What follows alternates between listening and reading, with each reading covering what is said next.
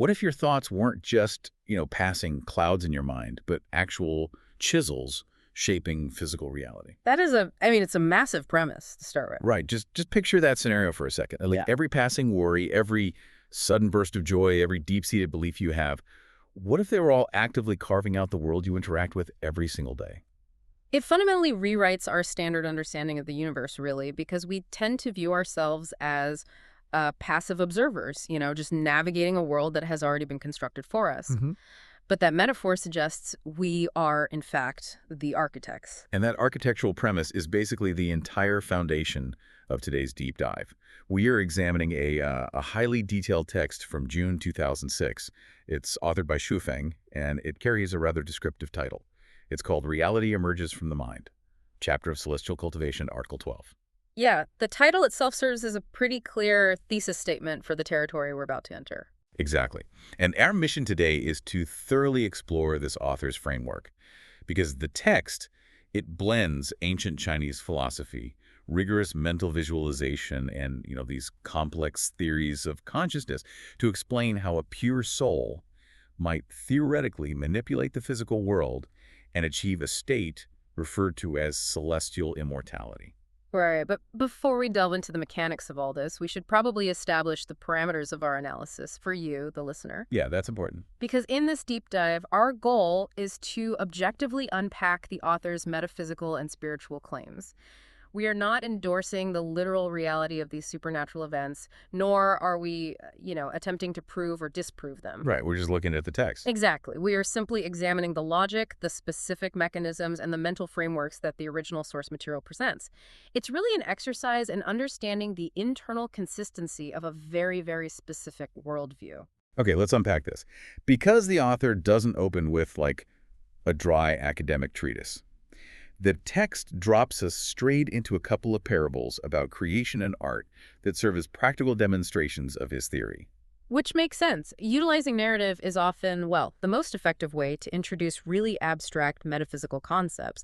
The author clearly understands that we need to see the theory applied before we can really dissect it. Yeah, and the first demonstration involves a sculptor. But this individual isn't simply, chipping away at a block of marble to pass the time. He immerses himself entirely in crafting a life-size statue of an extraordinarily beautiful woman. Mm. And crucially, he refuses to use a physical model.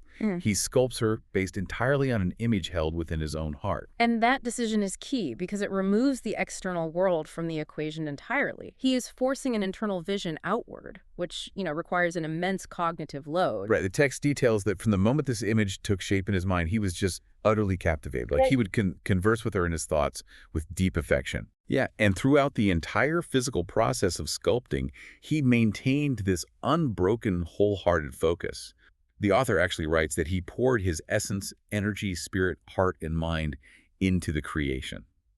So with every single stroke of the chisel, the image was sort of imprinting itself onto his own soul. So we're really seeing a closed-loop feedback system here. A feedback system. Yeah, the creator is attempting to shape the stone, but the sheer intensity of the focus means the act of creation is simultaneously reshaping the creator's internal architecture. Oh, that's a great way to put it.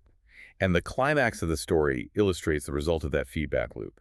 He strikes the final chisel blow, and the celestial maiden comes to life. But there is a caveat there, right? Yes, yeah. I want to clarify what the text means here, because it makes a very deliberate distinction. It notes that, strictly speaking, the physical statue remained a physical statue, but its non-material essence emerged from it, forming an eternal bond with the sculptor, and ultimately allowing him to achieve immortality. Right. But how does the author define celestial immortality in this context? Because it doesn't sound like he just, lives forever in his physical body. No, and that is a vital distinction. In this framework, celestial immortality isn't biological extension. By pouring his absolute essence into the statue, the sculptor effectively birthed an independent, non-material consciousness. Wait, so the immortality is... The immortality achieved here is the sculptor's own consciousness bonding with that creation to transcend the physical realm. He basically escapes the confines of biological decay by anchoring his spirit to a higher, non-material plane. That is wild. Yeah. And the author then contrasts this deep transformative process with a second story. There is a miraculous painter who is highly renowned for painting celestial cranes. Okay. One day, he's performing in front of this massive crowd, and he paints a crane on a wall. The moment he finishes, the crane literally detaches from the wall, becomes a living creature, and just soars into the sky. And he repeats this feat over and over for the audience. I mean, to a modern observer, that sounds like the ultimate mastery over physical matter. Animating a two-dimensional drawing is a staggering manipulation of reality. Right. I would certainly assume that was the pinnacle of the author's theory, yet he dismisses it entirely. He does. Yeah, he calls animating the painting a trivial skill. He actually describes it as the most cumbersome method of interacting with reality. He argues that the supreme art lies solely in the cultivation of the mind, and he cites a figure named Super Celestial You from Snow Peak Island as someone who demonstrated the true power of mental practice. Which is fascinating because it reveals a hierarchy in the author's worldview. Manipulating external matter, like making a painting fly, is essentially a parlor trick because it leaves the artist's own soul completely unchanged. Ah, I see. The painter is still trapped in the physical realm, performing for a physical crowd. The sculptor, conversely, ignored the crowd, focused inward, and altered his own metaphysical state. I'm trying to map this intense, solitary focus onto something we experience in our everyday lives. Like, does this concept align with what we currently call a flow state? Oh, that's an interesting comparison. Like when an artist, an athlete, or, I don't know, a programmer gets completely locked into a task, the external world fades, time distorts, and they seem to just merge with the work itself. Is that distraction-free concentration the secular equivalent of the sculptor pouring his essence into the stone? Well, the psychological parallels are striking, actually, because in a deep flow state, the cognitive boundary between the subject you and the object your work temporarily dissolves. You kind of lose yourself in it. Exactly. You Yeah. cease to be a person observing a task. You become the execution of the task. Mm-hmm. And the author is essentially taking that established psychological phenomenon and applying a metaphysical physics engine to it. Okay, a physics engine. Yeah, so if a secular flow state can produce a groundbreaking piece of software, a spiritual flow state, sustained over a lifetime, theoretically generates enough energy to alter the fabric of reality. Okay, so if sustained cognitive focus can theoretically bridge the gap between mind and matter, how does this framework apply to broader human transformation? Because the text addresses this by taking a famous historical myth and completely rewriting the ending. Right. The author examines the classic story of Liang Shanbo and Zhu Yingtai. The butterfly lovers. Yes, widely known as the butterfly lovers. And just for context for the listener, this is one of China's most enduring tragic romances. It's often viewed through a similar cultural lens as Romeo and Juliet. Right. And in the traditional telling, the lovers are tragically separated in life. After they die, their spirits transform into a pair of beautiful butterflies that fly away together. Very poetic ending. Very poetic. But our source material, however, argues that the historical record is flawed. The author claims they didn't turn into butterflies at all. Instead, during a massive thunderstorm, a lightning bolt cracked open Zhu Yingtai's tomb. Liang Shanbo leaped into the open grave, and together they completed a final rite to ascend directly into the celestial realm. Which is quite a shift in tone. Here's where it gets really interesting. Why inject a lightning bolt into a delicate story about butterflies? I mean, what is the actual metaphysical mechanism the author is trying to demonstrate with that specific imagery? Well, the lightning bolt is not merely dramatic flair. It is actually a mechanical necessity for his introduction of Taiji thinking. Taiji thinking. Yes, the author uses Taiji to establish a definitive, literal map of the universe. The rule is, where there is visible matter, there must be a corresponding non-material reality. Where there are entities we can see, there are entities that remain unseen. Okay, so the traditional myth had them turning into physical insects. They stayed on the visible side of the map. Precisely. By rewriting the myth, the author intentionally moves them across the boundary. The physical tomb represents the ultimate structural constraint of the material world. Okay. The lightning bolt provides the massive influx of raw energy required to shatter that structural barrier, and the final rite they perform. That is the focused consciousness directing that energy. It's a calculated equation to exit the physical plane and enter the unseen realm. Wow. And to help the reader visualize this unseen realm, the author provides a highly relatable analogy. He compares the celestial world to a dream. Which is a brilliant way to explain parallel existence. I mean, think about it. When you're awake in your bedroom, the city you visited in your dream last night doesn't physically exist in the corner of the room. It occupies no space. Right, you can't just look harder and see the dream city while you are awake. Exactly. You have to alter your state of consciousness to interact with it. You must cross over into sleep. The author argues the celestial realm operates on the exact same principle. It's not located, millions of light years away in a distant galaxy. It is superimposed right over our current reality. To perceive it, you must cross over into that specific state of being. So if we accept the premise that this non-material realm exists right alongside ours, akin to a waking dream, we really need to know the trigger. Like if falling asleep is the mechanism to enter a dream, what is the waking life equivalent to trigger a crossover into the celestial realm? That is the million-dollar question. And to answer that, the author makes a completely unexpected pivot. He pulls evidence from a 1990s New Age bestseller, The Celestine Prophecy by James Redfield. Yeah, it represents a pretty significant tonal shift from ancient Chinese parables, but he leverages the book's core mechanics to explain the crossover process really well. He does. The text highlights specific scenes concerning characters vibrating at different frequencies. Like, there is a moment where a character named Will is walking toward a group, but the observers note his image becomes hazy and distorted. Right. His voice becomes unintelligible static, and eventually he just disappears from their visual field entirely. The characters conclude that they are vibrating too highly to be seen by those at a lower frequency. And this establishes frequency as the primary vehicle for crossing that Taiji boundary we talked about. You don't walk to the non-material world. You accelerate your vibration until you are literally no longer compatible with physical matter. Okay, and the text also includes a quote from a character named Julia, who breaks down the ninth insight. She outlines a very specific sequence of events. She states that humanity must abolish fear to maintain a sufficient vibration. Once fear is removed, we are able to see more beauty, which causes us to evolve. That evolution raises our vibration further, ultimately opening up a heaven that is, quote, already before us. Let's dissect that sequence. Why does perceiving beauty specifically alter a human's vibrational frequency? Well, to understand that, we have to look at the emotional weight of those states. Fear is a dense, heavy emotion. It's deeply anchored in the material world. It's essentially a biological survival mechanism tying you to your physical body. Right, fight or flight. Exactly. When you operate in fear, your cognitive bandwidth is entirely consumed by physical preservation, which keeps your frequency low. You are entirely focused on not getting hit by the proverbial bus. Correct. By eliminating fear, you free up that immense cognitive bandwidth. You're no longer anchored. With that static cleared, you can perceive beauty. Recognizing beauty is not a survival mechanism. It is an act of pure spiritual abstraction. Oh, I see. It pulls your focus away from the mundane physical structure of the world and directs it toward transcendent qualities. If we connect this to the bigger picture, that upward shift in focus forces an evolution of the mind, which naturally accelerates your frequency. You eventually vibrate right out of the visible spectrum, fulfilling the dream analogy where heaven is already in the room, just on a channel you couldn't previously tune into. That sounds like a really clean, appealing formula. Just think positive, look at pretty things, and you ascend. But the author steps in here to issue a firm critique of the Celestine Prophecy's underlying philosophy. He corrects the record. Yes, he identifies a critical flaw in how modern readers tend to interpret that text.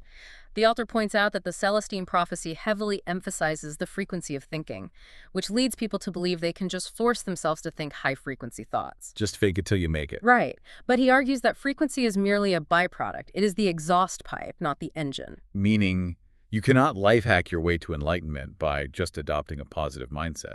The universe won't accept a counterfeit frequency. Precisely. The engine generating the frequency must be a purified soul. The author stresses that the characters in Redfield's book, who successfully ascended, did so because they single-mindedly sought the mysteries of life. They dedicated their entire existence to progressing through the insights. The high vibration was just the unavoidable physical symptom of a soul that had achieved absolute purity. I want you, the listener, to evaluate your own baseline frequency based on that criteria. Take a look at your daily information diet. Think about the social media algorithms you interact with, the news cycles you consume, the nature of the conversations you participate in. That can be an uncomfortable audit. Very.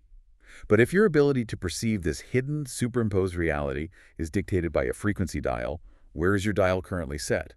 Are your daily habits pulling you upward toward abstraction and beauty? Or are they anchoring you in fear, outrage, and physical survival? Because in this framework, your external reality is merely a projection of where that dial is pointing. Yeah, it demands a rigorous level of self-audit because the author is adamant that this is not a poetic metaphor. It's a structural reality. Which brings us to the actual mechanics. We understand the goal is a pure soul, which generates a high frequency. But we need to define the physics of how that pure soul actively manipulates physical matter. The author lays out a foundational equation for his universe here. He states that the existence of all physical forms is the result of the interaction and evolution of three elements: structure, consciousness, and energy. Okay, let's clarify those terms, because structure, consciousness, and energy can sound like, generic spiritual buzzwords. Consciousness is relatively clear. It's the mind, the director. But what exactly do structure and energy mean in the context of this specific physics engine? Right. So structure refers to the physical arrangement of matter in our visible world. It's the molecular composition of a stone block, the biological reality of a tomb, or even the rigid systems of human society. I got it. Energy is the raw, unshaped fuel of the universe, like the lightning bolt in the myth. Consciousness, with the soul at its core, is the operating system that commands the energy to alter the structure.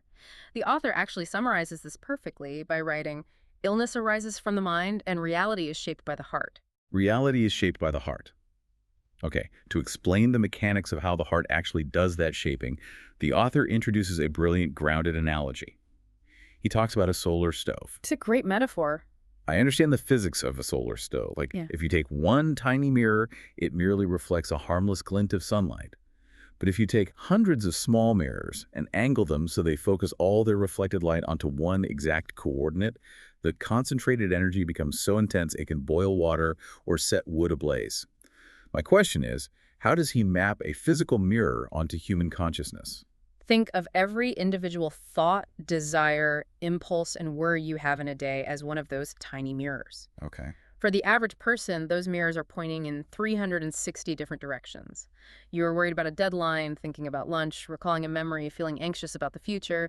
Your conscious energy is scattered wildly across your environment, basically bouncing harmlessly off the structure of your life. So what does this all mean? The scattered mirrors lack the power to ignite anything. Exactly. It's the exact opposite of the sculptor. The author argues that a purified soul acts as the ultimate aligning force. When the soul is pure, conflicting desires just fall away. All of those mental mirrors align to face a single, solitary coordinate. You take all of your visualized thinking and focus it with absolute precision. Let me make sure I'm getting this.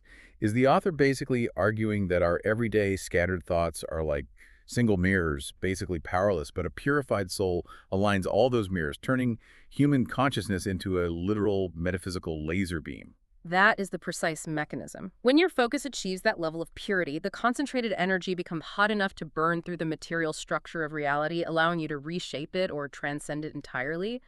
The sculptor aligned every thought and emotion toward the celestial maiden until reality literally gave way. Man, it ties the entire text together beautifully. And the author concludes the article by stating that the environment you currently inhabit is a direct, unavoidable reflection of your soul's purity.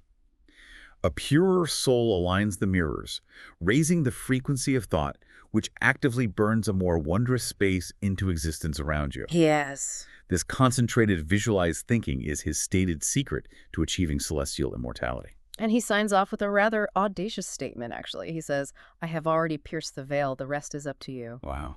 Yeah, he frames the text not as a philosophical musing, but as a tested operational manual, placing the burden of execution entirely on the reader. To synthesize the journey we just took, Sufing's text constructs a unified theory by weaving together the singular obsession of a sculptor, a lightning bolt shattering a tomb, and the high-frequency characters of a 90s New Age novel. He unites these disparate elements to argue that consciousness is the ultimate director of the physical universe. By purifying your soul, you align your scattered thoughts into a solar stove, generating the concentrated energy necessary to rewrite the material world and access the non-material realm. And it provides a remarkably consistent internal logic. Whether a listener approaches it as literal metaphysical truth or simply as a profound psychological framework for how our internal focus dictates our external experience, the mechanics hold up. And that is the core takeaway I want you to leave with. You may not be planning to sculpt a companion out of marble or attempt to vibrate into invisibility during your morning commute. However, this text offers a highly compelling lens for understanding just how aggressively our internal purity or lack thereof dictates the reality we experience every day? This raises an important question, and it's a crucial deduction we need to make as we close. Throughout this discussion, we focus entirely on the positive application of this theory, using a pure focused soul to create beauty or ascend to a higher plane. But we really must consider the inverse application of his equation. Ooh, I am intrigued. Where does the inverse lead us? Well, based strictly on the text's own logic, if focused, pure visualized thinking acts like the concentrated mirrors of a solar stove to actively burn a beautiful reality into existence, what kind of world are you unintentionally burning into existence with your unfocused everyday background thoughts? Oh, wow. If chronic anxiety, deep-seated fear, and passive negativity are the dominant mirrors you are shining out into your environment, what kind of reality is your solar stove currently cooking up for you? That is a staggering implication. Because if our thoughts truly are chisels shaping the physical world, we have a profound responsibility to monitor what kind of monument we are carelessly hacking away at in the dark. Exactly. We might find that we are the active architects of our own daily misery, completely by accident. Well, on that wonderfully provocative note, we are going to conclude our analysis for today. Thank you for joining us on this deep dive. Keep questioning your reality, keep those mental mirrors focused, and keep seeking those aha moments. We will catch you next time.